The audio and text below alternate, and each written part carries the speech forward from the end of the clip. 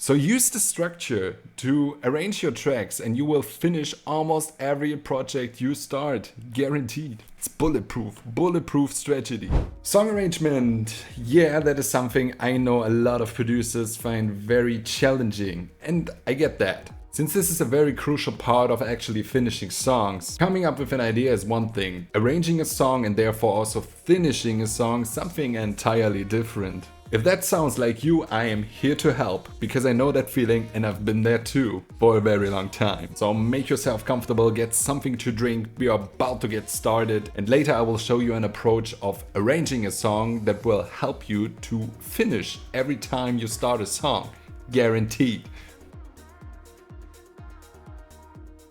Song arrangement is something that starts from the very first moments when you're beginning a song, and it's also something that follows you even after the completion of a track. I mean, think about edits for a set, for example. So most of the songs you hear are in 4/4 time, meaning every bar has 4 beats. And that is really important to remind yourself or understand, since it makes it a lot easier dividing your song into different sections that in the end make a whole track. There are different ways to approach the structure of a song, and at the end it also depends on your genre. But the most common structure goes like this. We start with an intro that is very basic and sets the mood of the song. Usually around 4 to 8 bars, or double it when we're talking about extended versions for sets, for example. The verse with commonly 16 bars is where most of the songwriting happens and introduces new elements piece by piece to build tension before the drop. This is followed by the build-up with 4 to 8 bars to lower the energy before the drop, to make the drop appear more massive and also to connect the verse and the drop.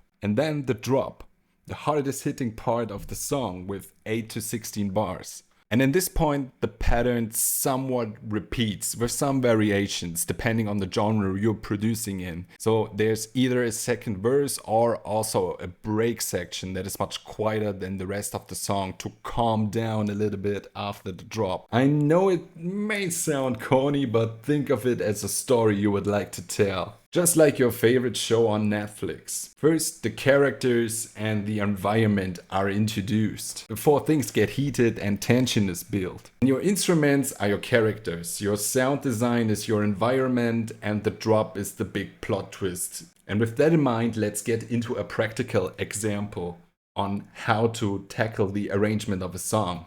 So we know our framework, and from this point on there are 2 major ways to fill your song with life. Either by starting at the beginning, or in the middle with the drop, or at the end of the first verse. Whatever you feel better with. I personally like to start with the drop. So directly in the middle, so that I know where I'm going to with the song. And also to make sure from the very beginning that all the major elements that I would like to use in the song sound very good together. So it's an approach to make the song overall very consistent. So I mark out the area where the first drop plays, usually at around bar 33.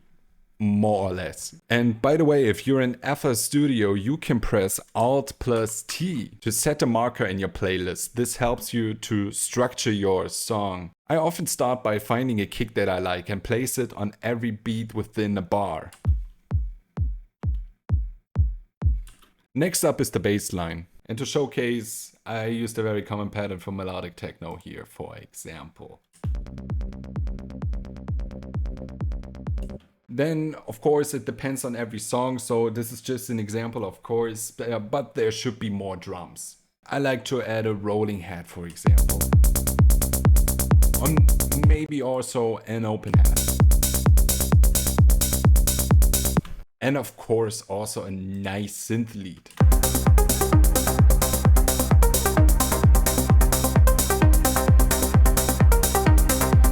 So these are all just examples. But I think you get the point. By building the drop, we already know where the song will go to. And we already have a lot of elements that we need throughout the whole tracks. Meaning, even if it sounds ridiculously simple, we can copy and paste from this point on. So we take the parts from the drop we just created and paste it where we need it in our song structure, in our framework. So let's say in the intro part at the beginning of the song, there's only the lead playing. And with the first verse kick and bass come in.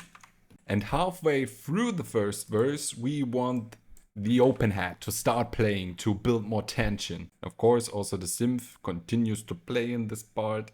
In the build up, we only have again the synth lead playing. So we start with the synth, then kick and bass come in. When the verse starts, halfway through, the open hat starts.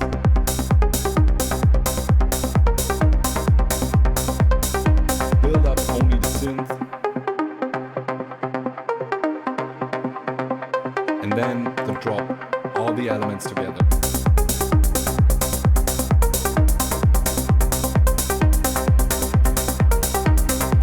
And we can now do the same with the rest of the song. So after the drop, for example, in the break section, there's only the lead, and so on and so on. In a nutshell, we have a finished track now, more or less. Of course, from this point on, we would add even more elements or do some processing to make the song more interesting. But no matter what we do here, and no matter if it's good or bad, we already arranged the track and therefore have more or less kind of a finished track. So use the structure to arrange your tracks and you will finish almost every project you start, guaranteed. It's bulletproof strategy. So these are some insights and techniques that make song arrangement a lot easier, and you can use this formula to actually finish songs, just like you saw before. But of course, this is only some kind of standard case we just exercised. Different songs have different song arrangements, mostly depending on the genre, of course. And there are many productions that deviate from the norm, and that is what makes them truly unique. This is why I recommend to look at your favorite tracks and its arrangement. Use referencing and then make an arrangement map to understand what the musician was doing there. Learn from other musicians' productions, especially from the most successful artists. This referencing helps you to see and use different arrangement patterns, and then you can use them in your own productions. And the second thing is that also sound design plays a key role in arranging a song. So when we have another look on our example from earlier,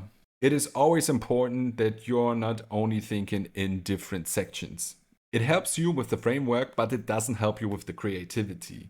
So use automations, for example, to spice up your song and blend the different pieces together into one full track. So in our example here from earlier, we could possibly filter the bass line in way earlier in the intro part before even the first verse hits. We could just filter in the bass line here directly at the beginning.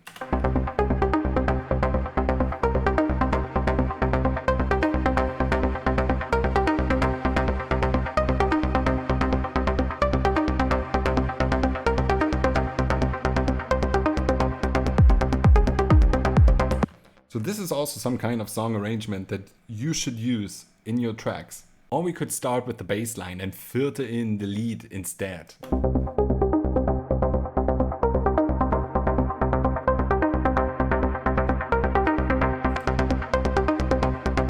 When you have your structure, start to be creative. There are endless possibilities to make even the standard case I showed you earlier way more interesting. And this wraps this video up. I hope you learned a thing or two that helps you to improve your song arrangement skills. Always remember, it's a journey. If you like this video, give thumbs up and subscribe to this channel, because this makes you part of my journey and is appreciated a lot and helps so much. So thank you for it. Until then, have an amazing day or night and see you soon.